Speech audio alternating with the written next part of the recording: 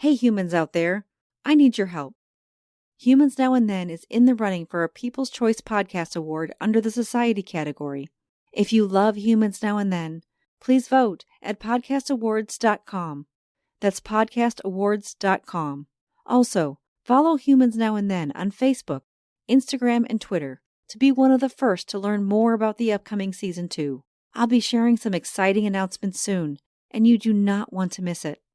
And now, let's dive into episode 24 of Humans Now and Then. Make sure to listen to the end to hear some exciting information about the upcoming Season 2 of Humans Now and Then. As many companies shifted to a virtual workforce, people have become more aware of the importance of great virtual leadership and human connection. In episode 24 of Humans Now and Then, I speak to Donna Hanson, technology speaker and productivity trainer, about how our virtual world has impacted our work, as well as the critical importance of effective, relatable leadership. Leaders that show up, that stand up, and that share that I'm just like you, I put my pants on one leg at a time, it creates relatability. And when people can relate, they're going to be more engaged. Over the past 20 years, Donna has helped thousands of people who use technology every day to save not only hours, but literally days and weeks on common tasks. She's presented programs in 7 countries and is the author of 2 books, Reclaim Your Inbox and Control-Alt-Delete, Reboot Your Productivity. Donna is passionate about helping organizations and their teams get off technology and back to doing things that matter. So, ready to discuss more about the importance of great leadership and authentic connection in an increasingly virtual world? Let's discuss. I'm Rebecca Scott, and this is Humans Now and Then.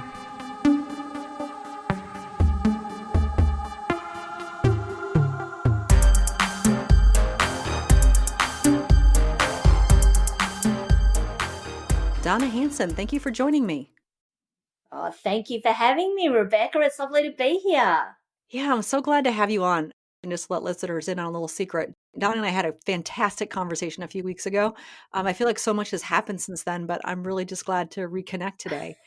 Thank you. I felt like we could talk the leg off a chair. Is that a saying that's familiar? You know what? I don't know that one, but I'm going to definitely put that in the episode notes because I love to learn new phrases from different areas of the world. So, Donna, why don't you tell our listeners a little bit about you? Okay, so I've been a professional speaker, trainer, educator for the last 20 plus years. The company I worked for went into receivership and I was left with absolutely nothing. So not unlike the COVID-19 crisis where the rug just gets pulled out from under you. And at the time I had a 2-year-old, my marriage was breaking down and of course no job. So what did I do? I decided to start my own business. And I'd been in the training space, adult learning, and I love technology and the fact that technology has the power to really leverage our time if used strategically rather than just used ad hoc, and you end up with a time waster. So I'm really passionate about helping people get off the technology and back to the things that matter. So things like building relationships, spending more time with your family, or just simply achieving more in less time. Yeah, who doesn't want that in their lives? So I think that's amazing. Tell us a little bit more about your background on adult learning. I know based on the current situation where a lot of people are, I guess, stuck at home looking for things to do, one of the things people have turned to is online learning. So what's some of your insight in relation to people jumping on that online learning bandwagon in this point in time? Yeah, look, it's an interesting thing, Rebecca, because we're looking to fill our head with stuff. And I think if we don't have the specific nature of how this is going to make my life easier, we're not going to retain it. So I'm a big believer in just-in-time learning or getting help that is specific to your needs rather than just stuff. Because let's be honest, I could learn how to write Visual Basic code and how to code a computer, but am I ever going to use it, or do I have any need right now? And I might go, oh, well, maybe in 2 years' time I could need it, but in 2 years' time, I don't know about you, but I'm lucky to remember what I had for breakfast yesterday, let alone remember something that I learned, 2 years ago. So although it might seem like a good idea to load our brain with stuff, sometimes we need the right stuff, is my methodology. The most important thing is that what we need now and what we're going to need in 2 weeks' time are likely to be totally different things. Yeah, I think we've all kind of experienced that as things continue to change. It's almost a day by day circumstance. And maybe we needed to kind of go through that journey to kind of feel how this is going to go and really accept the unknown as we kind of look forward into, tomorrow, next month, next week, and thinking about how our lives will be disrupted over the next, year or two, or who knows how long. Yeah, I actually think that it was such a shock that it was almost, well, it was a loss. And from what I've been reading in psychological journals and from recognized psychologists and psychiatrists, as human beings, we've gone through a grieving process because we've lost our ability to have control over a large portion of our lives. And, that impacts on our day-to-day mental health, on our productivity, on our not knowing. One of the things that human beings like is a sense of certainty. We like habit, we like routine, and our routines changed. And whilst we have to accept that change is part of life, what is it? They say death and taxes. And, it's still a hard thing to adapt to, and especially when you haven't seen it coming. And it's very much one of those things that a lot of people maybe didn't see this coming. Right. Yeah. And I think it's been interesting to see the shifts that organizations have had to make moving to a vastly virtual workforce, where there were trends, of course, prior to the pandemic of more and more people working remotely. Now you have organizations where almost their whole workforce might be working from home and maybe for some time. Absolutely. And some have really been quick to adapt. And, you tend to have this early adopters type of curve. Well, we didn't have that. Everybody had to adopt this curve. And I think, I know for some of my clients, the shock and just the having to automatically triage their businesses and get people online. I was talking with a client of mine last week, and she was saying there was a section of their business that had their staff didn't have laptops. They operated on desktops. They'd never budgeted for any of this, for people having laptops. All of a sudden, when we were forced to shift to this environment, 15 laptops and automatic setup came up for these people so they could work from home because it became business critical. It was no longer a nice to have. It was, we have to have this because if we don't, we simply cannot operate. Right. And I think it's definitely shifting the mindsets of a lot of organizations. So even Twitter came out and announced that they were going to allow their workforce to continue to work remotely for, an indefinite time frame. So we know organizations started shifting towards that remote workforce. Yeah, look, I think this is totally going to change the dynamics of how businesses operate, and Twitter is a good example. We're seeing organisations like Facebook and Microsoft who are saying no face-to-face meetings until probably mid-2021, if in fact we get to that point. So I think it's shifting the whole business model, and I think there's going to be some industries that are going to be totally decimated by this, not just by the shutdown at present, but potentially aren't even going to recover from this. And one of those, I think, could well be real estate, commercial real estate, because a lot of organizations are going to go, hey, this is reducing our costs. Let's have a look at a more increased remote workforce. Not only is it a great employee benefit, once we get to know how we're going to operate with it, but it's going to significantly reduce real estate costs. It's going to reduce some electrical consumption. It's going to bring down pollution. It's going to help with global warming. So there's all these flow-on conversations and thoughts and savings that organisations haven't thought about, but being put into this scenario means that now these are things that organisations are bringing to the forefront because they can truly see the value in adapting and changing and creating a new business model. Right. It's interesting when you see something disrupt, well, yeah, in this case, the entire world, and having organizations have to really shift their business model and how they engage their employees entirely. And it starts to create new patterns of work, starts to create new relationships people might have with their employer, but also kind of more of this kind of blending of their personal life kind of along with their work in different ways than in the past. And they're new challenges that organizations are going to have to face. In the past, probably one of the most common things that organizations had to face was, how to manage that work-life balance. You had a lot of human capital and expertise was lost when traditionally women decided to leave the workforce to have families and weren't able to come back in a format that worked for them once they'd had children, to be able to manage and have a bit more flexibility. Well, now organizations are going, well, hang on a minute, we've just been slapped in the face with this. We can really see the value that it brings to the business of being able to offer this flexibility. We can retain top talent. And, that's one of the most expensive elements of any business, their human capital, and the fact that, whether people are on or off, and I mean that metaphorically, whether we're mentally on, whether we're productive, etc.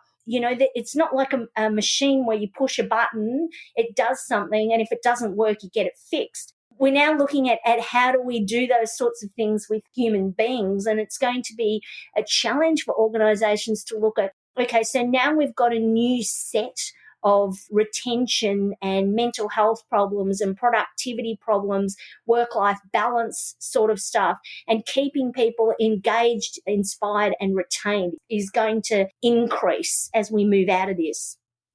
Oh, I completely agree. And how we engage employees needs to completely change in many ways as well. So new expertise in remote leadership, I think, is being developed and maybe disseminated differently than in the past.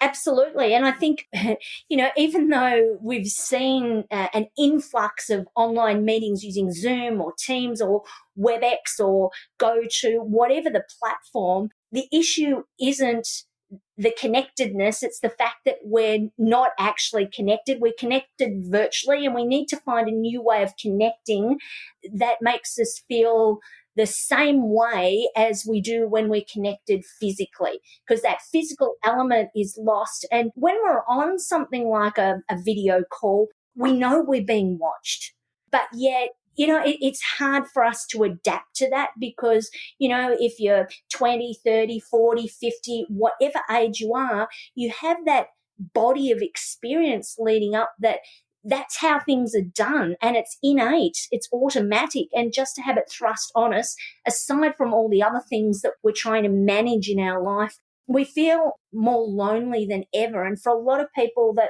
the commute to work was a wind up and a wind down of our day. Now those, 6 or 7 steps from your lounge room to your dining room or your kitchen, that's your commute, and it's not enough time for people to disconnect. And so the challenge is going to be, creating that separation, that virtual separation of the two things. And it's easy to say just, spare room, shut the door, and that's the end of your day. But and for some people that'll work, but for others that there's a lot more going on in the background that they need to deal with. So I think it's going to establish some new, well, it certainly has already, some new opportunities. It's encouraging organisations to embrace technology that perhaps they were hesitant to work with. And it's also just going to change the dynamics of how globally we operate. Right. And I think it does disrupt or maybe change our relationship with technology because, of course, as we know, many people were very reliant on technology or sometimes maybe overuse technology in relation to things like social media or, just general screen time and how that might impact us as people. But now those screens are serving as kind of a window to the world outside of our home, a window to other people out in the world that we can't physically connect with today. Do you think that this will continue to kind of disrupt our relationship with technology? And I just wonder your opinion on the long-term impact of that. Yeah, look, I think it has the ability to engage, but it also has the ability to distinctly disengage. And we see that. We saw that before all of this happened. So I don't know about you, Rebecca, but sometimes I'd go out with friends and I'd have friends who would have their phone on the table as we're eating dinner. They'd be constantly back and forth texting their kids who are like teenagers going, I've got to keep an eye on them, got to make sure they're okay, they might need me, and not being totally present. Whereas now we're relying on technology so much for those communication pieces. If we're not careful, we can get sucked right back in and just become so attached to the technology, it becomes like a lifeline to the outside world. And, really we need to make sure that we switch off and time for, disconnection and being truly present with things. So I don't know if you've read any of the books by Cal Newport, who's a professor of computer sciences at Georgetown University in Washington, D.C. He has some really good insights on disconnecting from technology and doing deep work, and goes back into history and explores some of the most amazing, innovative people and how they actually stepped away from the busyness, which at that time might have been academia or being around their clients or customers, and actually took detailed, specific time out, scheduled time out to focus on deep work. So he has a couple of books that I've read. I'm partway through Deep Work at the moment, but he has another one called Digital Minimalism, and it's all around the concept of how technology is actually a little like the equivalent of a slot machine. It's designed to suck us in and get our eyeballs onto stuff. And right now, we've got no choice, because that's how we're going to get business continuity. But we need to be mindful that we need to balance this as we start to come out. Yeah, absolutely. Just kind of thinking forward about, maybe the strategic angle. Organizations having to think differently about their strategy, potentially disrupt the strategy they may have developed, and think forward. And you think about that from the angle that your perspective in relation to technology and, let's say, the well-being and effectiveness of people in an organization. What are some of the pitfalls you feel organizations might kind of fall into in this point in time? And what might be good solutions for them to look to make sure they're thinking forward and getting through this time? I think one of the key things is asking people what would be beneficial to them. One of the things I think tends to happen in organisations is somebody decides this is what we're going to do and thrusts it on the business, and then the business goes, hang on a minute, this isn't what we want. When you get some insights, even if internally organisations conducted simple focus groups to say what would help you be more engaged, feel better about your work, rather than looking at going, here's a business case, a bean counter business case that says if we do this, it will achieve that, and this is how much money it's going to save us. But reality is, when you have a business case like that, what tends to get overlooked is the human element, which is the piece that, Rebecca, nobody can control. So the best way to manage that is to ask people what they want. So, even some of the things I've been talking to clients about are running internal focus groups, to try and determine what it is people would find useful and practical, and what are the challenges that they're experiencing with all of this. You might think the challenge for your employees is, managing homeschooling of your kids. But if it ends up you do a focus group and you find out only 5% of your staff have an issue with that, but, 95% have an issue with something else, wouldn't it be better to know that before you invest the money? And other organisations as well are looking at generic things. So who can I go to and buy something off the shelf that will, and I'm using the air quotes here, that will fix my problem? Generic doesn't work. People don't like generic. You don't mind generic if you're buying something cheap like flour to cook with, but specific has the ability to be able to really leverage your team coming out of this time. So things like focus groups, working out what it is you've got, or even creating things like internal masterminds where people get together and they talk about the challenges that they're experiencing. In my case, it might be with Excel or with email management, etc., and then talk through collaboratively ideas and strategies without judgment, and then walk away with action points. When people feel like they're being asked to contribute to a solution, they're more likely to be engaged in the successful outcome of that solution rather than if it's thrust upon them. Yeah, that is absolutely true.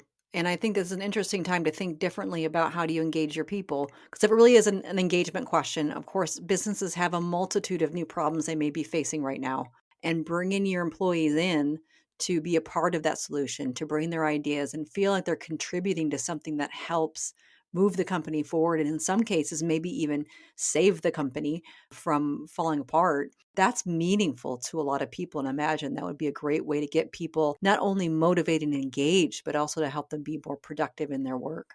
Absolutely. And I think communication's the key. If you look at what's happened with this crisis globally, some leaders, some country leaders have handled it really well, others not so well. One of the people who's getting a lot of global attention that has handled it really well is Jacinda Ardern, who is the Prime Minister of New Zealand.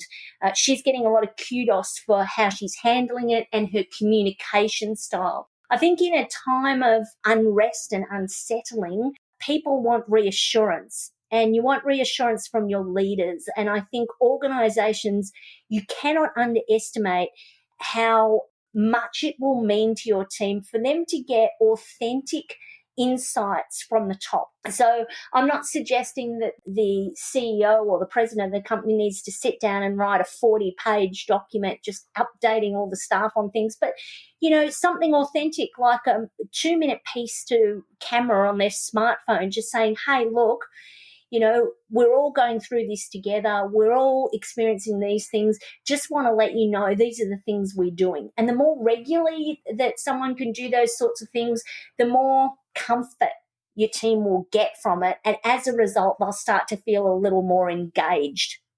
Yeah, there's definitely something very powerful with leaders that are able to build a human connection with their people simply by showing their vulnerability, being honest about the struggles they may be facing in this very difficult time, but also giving people some level of comfort that it's okay if they're struggling. It's okay if you're going through hard times at home or in life because of what's happening around you. But seeing that demonstrated by leadership is so powerful. And I think the mistake that organizations sometimes make during times of crisis is, kind of hiding the fact that leaders or the company is struggling, which I think is a mistake. Absolutely. People are looking for optimism. They're looking for certainty that we are going to come out of this and we're going to come out of it a better organization. What are the things that the board is thinking about?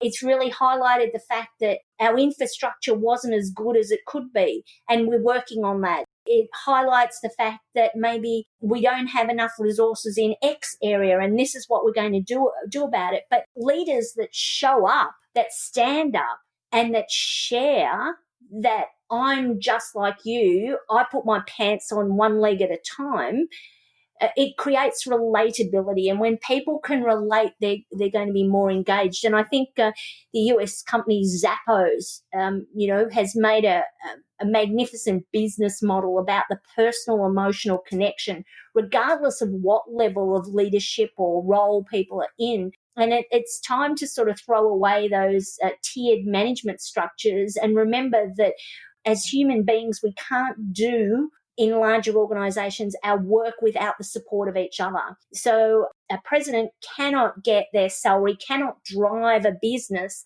on their own. They need the team around them. So I think it's an opportunity for them to step into that less hierarchical space.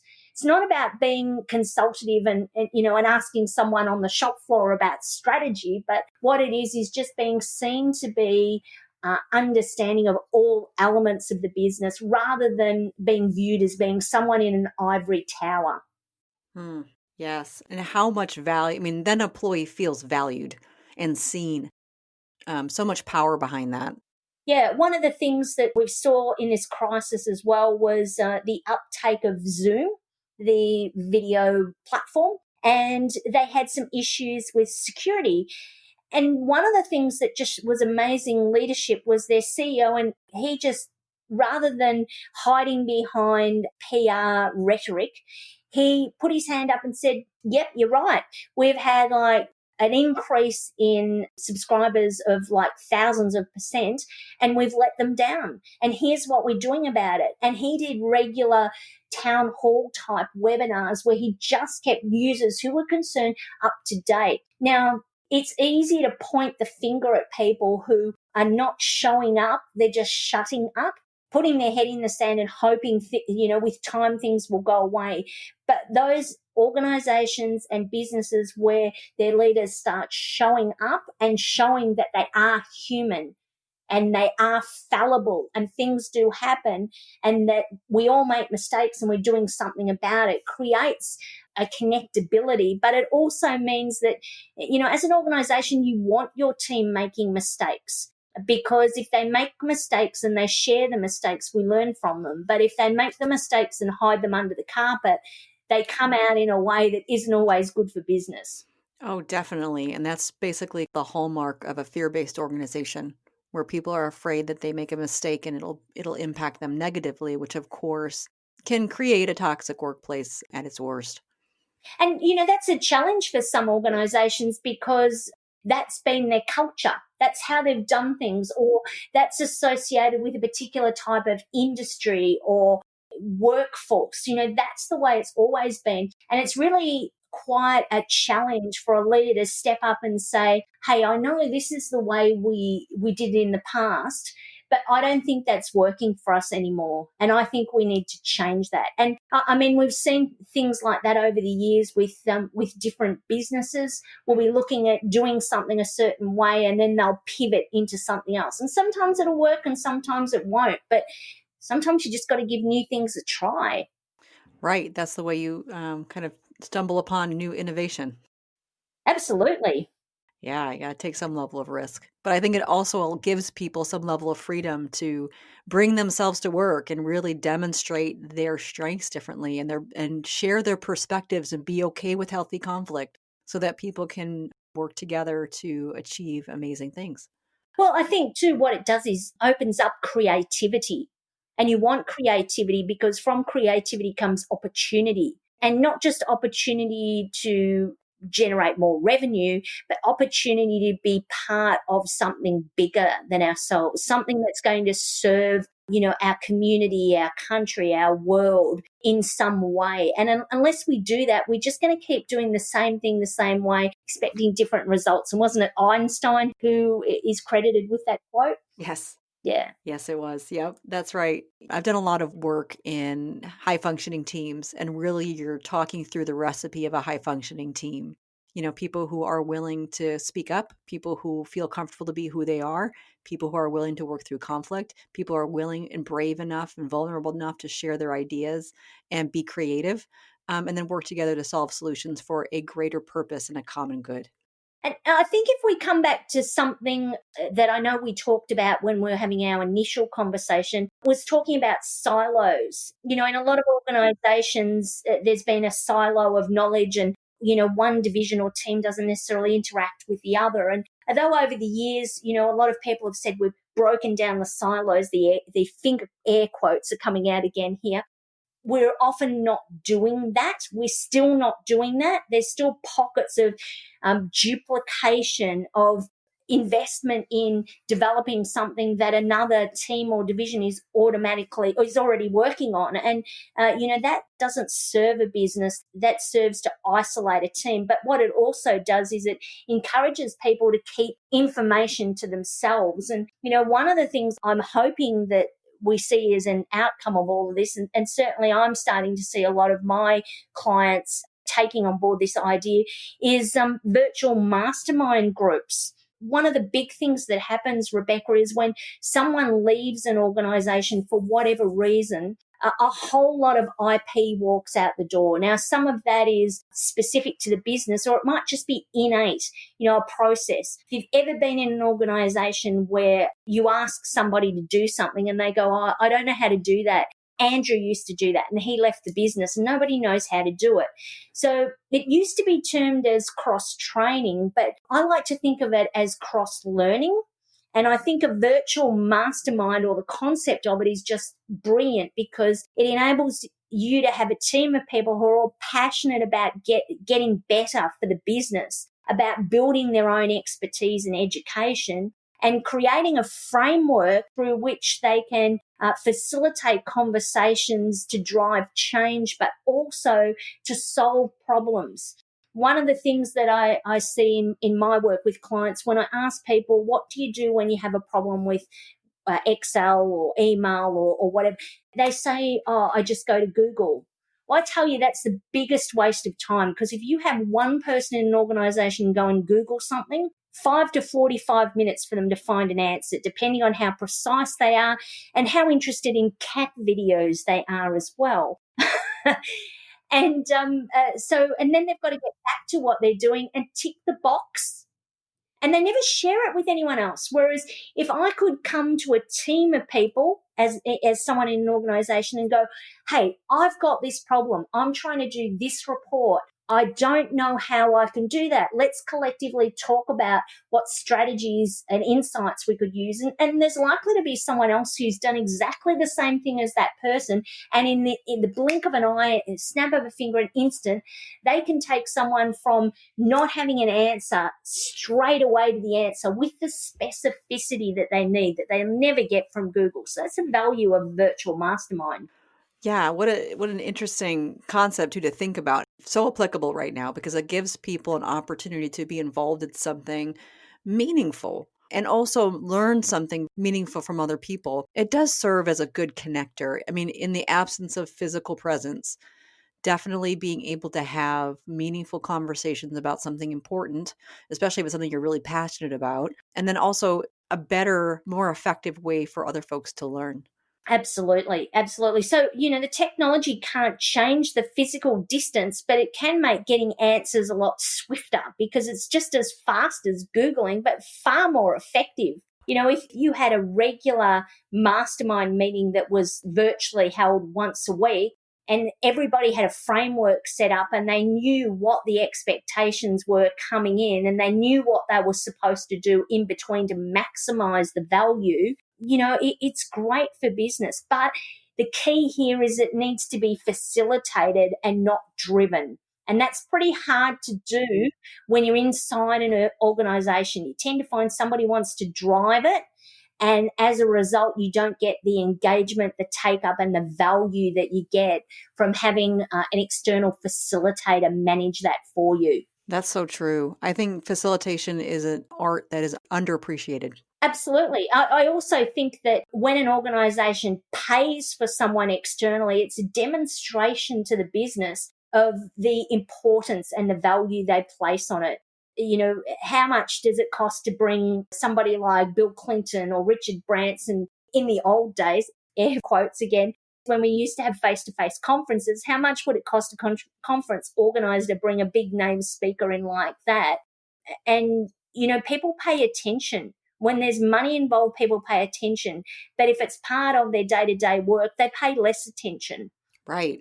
That's so true. And I think it's one of those things that's really interesting too. And you see the dynamic in some organizations where they feel obligated, I think, to follow bigger names, bigger titles.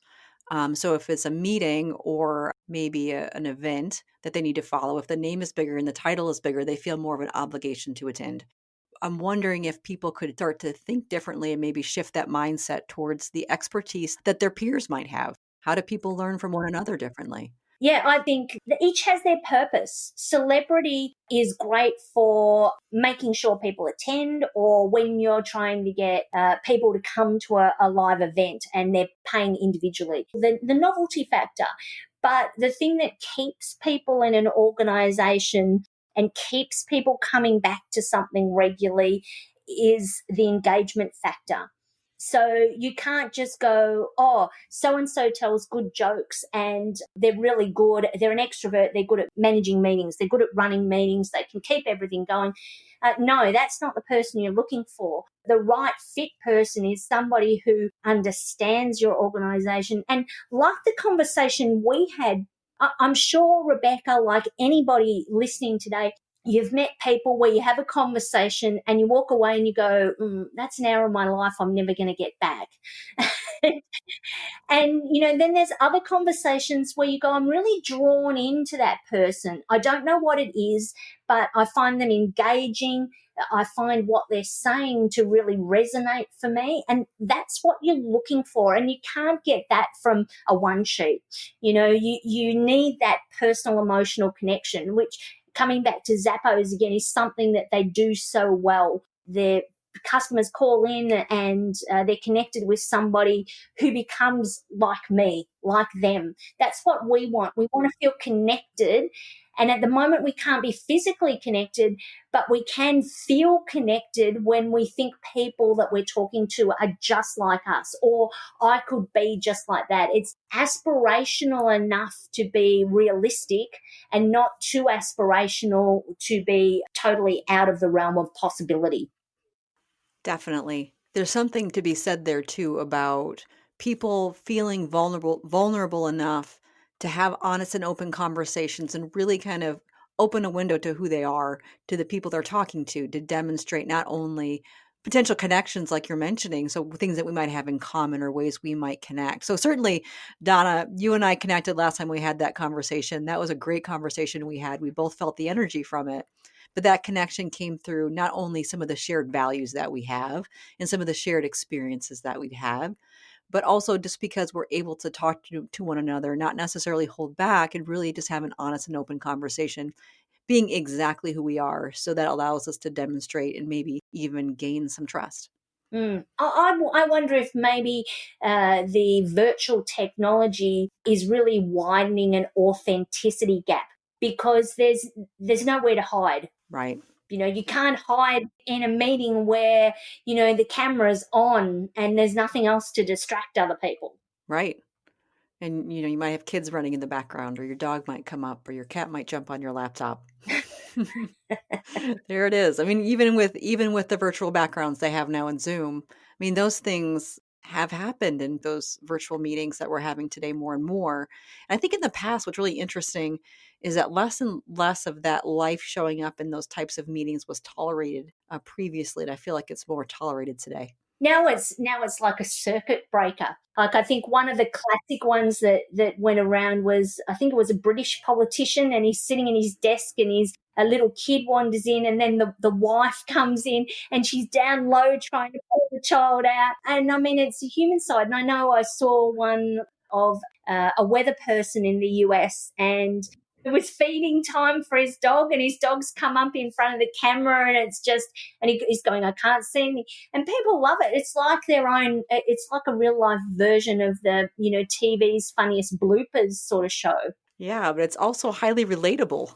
Absolutely. It's real. It's authentic. So through all of this, we're seeing another level of authenticity revealed, and we're also seeing another level accepted. Right. So important. And we were talking before about a little bit about leadership. So you had mentioned the CEO of Zoom coming out and taking accountability for, the security flaws that Zoom encountered, talked through a plan to get them going and said, hey, I'm accountable for this. I'm going to drive this forward. I'm going to make this right. I think that level of accountability is a great demonstration of leadership, and wondering if more and more we talk about authenticity and kind of showing more of who we are, and not even just about who we are as people, but things that are happening around us during this point in time. I wonder if that kind of value and demonstration of authenticity becomes more and more valuable moving forward. Agreed. It's easy to switch your personality on and off when you have a commute. It's like a metaphorical coat of armor that you put on. You dress up in your business suit, your attire, you drive or you commute on a bus, a train, whatever, to your traditional place of work. And the minute you walk in the door, it's a bit like a performer. You are a performer. You're switching on, you're being your work persona. But the challenge for us in this time is we haven't had enough time to adapt to these different roles, and changing the metaphorical caps of the roles we play in life. So we all play different roles in life, the role of the parent, the role of the daughter, the role of the mother, the role of the partner, the role of the friend, the role of the trusted advisor. We move through all of these roles quite seamlessly when we move physically with it. But now we're needing to move through those different roles. And whilst we know we're moving into different roles, logically it's hard to delineate those sort of things when there isn't the physical separation. Right. So I think the authenticity piece is really important. And I think, for a lot of people that maybe hadn't felt that they could be truly real when they were working from home, and now there's a lot more acceptance to the fact that there are different types of authenticity and that there are different ways of presenting ourselves to the world, and that we all have multiple layers of who we are, whereas in the past there was an expectation the minute you walk in the door you're clocked on and you're there for work. Now it's a bit more free flowing, and I think again coming out of this we're going to see far more flexibility with regard to how people work, with regard to when people work. And certainly as we start to go back, I don't know about the US, but here in Australia, there's talk about teams having split shifts and some being in some days and some being in other days, and that the remote work will continue, certainly in the short term, as we just look to ease back into this, because it certainly isn't realistic for us to go, all right, the chains of lockdown have been released. You are now free to go around the world. It's not going to work like that. It has to be a slow thing. And I was saying to someone yesterday, it's different to something like a hurricane. A hurricane was the best analogy I could come up with. With a hurricane, they know it's coming. They know where it's going to go. They know how strong it's going to be. They know how to prepare for it. The hurricane comes, the hurricane goes. We rebuild afterwards. This, it came, we can't see it. It's invisible. It's all around us. We don't know who has it. We don't know who hasn't. We don't know the implications, and it's not going to move away like a hurricane. This is going to be a slow-moving process, and it needs to be responded to differently. So as businesses, as human beings, we can't respond as if this is finished. We need to ease back into it for our own safety and for safety as a global community. Right. And I think we're talking about safety much differently than we did in the past. And I think it definitely is a mind shift that will probably enter our consciousness a lot more going forward than it had in the past. Absolutely. And I think I might get shares in hand sanitizing company, because their prices are going to go up for them for a while. Can you imagine if you invested in a hand sanitizer months ago? Oh, absolutely. Absolutely. Well, I had a half-litre bottle on my kitchen sink that had been barely used. You know, that the stuff you just put on and you rub on and you don't have to wash it off or anything. And there was scarcity. It was like the toilet paper gate, we called it over here. And toilet paper disappeared. Hand sanitizer was the same. And I'm going, well, how good am I? I've got this half litre of hand sanitizer on my kitchen counter, and we're still going through it, even though it lasts a long time. But, you just laugh at those sort of things because you can't do anything else really, I guess. Right. Yeah. We had the same thing happen here. There could have been a kind of black market for your for your hand sanitizer potentially at one point in time. Absolutely. So, hey, I've got another couple questions for you about the future. Go for it. So, what are some of the things that make you optimistic about the future? All right. Just let me grab my crystal ball now. Yes. I think what makes me optimistic is the opportunity this is presented for people and organizations to look at things differently, for us to look at how we can be better as businesses, but more importantly as communities. I think it's reminding us the importance of those close to us, the importance of being present. And I think if that's, I'm loath to use the word gift, but if that's something positive that comes out of this experience, I'd like to think that we're going to be more present and more connected to those close to us. And I'd like to think that organizations will use this as an opportunity to create better engagement, better collaboration internally, and not just have it as, a rhetoric statement, but really truly embrace what those words mean and empower their staff to deliver on their promise to their business and their customers, so that people can go home at night or log off at night and really feel like they've given all of themselves to something that really matters. And they go home and can give all of themselves to the other things that really matter in their lives. Yeah, that's definitely a picture of fulfillment. Absolutely. Yeah. So on the flip side of that coin, what are some of the things that make you concerned about the future? I think my biggest concern right now is that we as a human race, and as a result, organizations, assume that we're going to go back to normality. This is a rug pulling from underneath us, and it's an opportunity for us to totally change the dynamic in a similar way to changes as we went through the horse and cart to a motor vehicle. It's a unique opportunity for our era to be able to go, well, how can we make the world a better place? What are the lessons that we've learned out of this? And how can we change what we're doing to leave a better legacy? And I'm concerned that people are just going to get caught up in doing what they did before, and that nothing's going to change. So that's the thing that concerns me. And I think the way to counteract that for me is just to take some self-leadership, self-accountability, self-responsibility, and make the decision as an individual that coming out of this, I am not, nor do I intend to be the same person I was when I came in. What are the attributes that I'm changing in myself to make my life better, to make my contribution better, and to make the world a better place for those that matter most to me? They're the things that I'm concerned about, that we don't use this as a time to reflect and be better me, be better us, be better as a global community.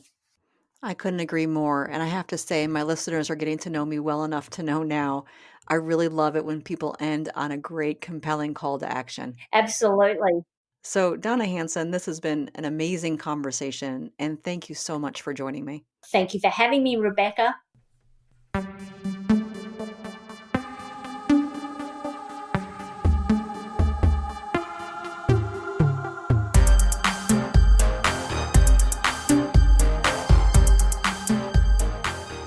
Although the prevalence of virtual work has expanded over the past several years, this year's sudden and vast increase in the remote workforce has shifted our perspectives on work and its integration with our lives. Whether it be discussions about effective remote leadership or the virtual windows that give us a view into the lives of others, we are becoming more aware of the impacts that the pandemic has had on our work and how these changes may persist well beyond the pandemic. As Donna points out, this is our opportunity to learn from this time and do better as individuals and as a global community. What have we learned about the importance of authenticity? Have we become more aware of the value of interpersonal connection? Have we become more empathetic about the different circumstances that we each face? If so, then now is the perfect opportunity for us to step up in order to shape the future that we envision. So, go on. Go help shape the future. To learn more about Donna Hanson, check out her website at donnahanson.com.au. That's donnahanson.com.au. Well, that's a wrap on Season 1 of Humans Now and Then. Thanks to all of you for listening, cheering me on, providing your feedback, and supporting my mission to inspire others to shape a better future. But the journey is far from over.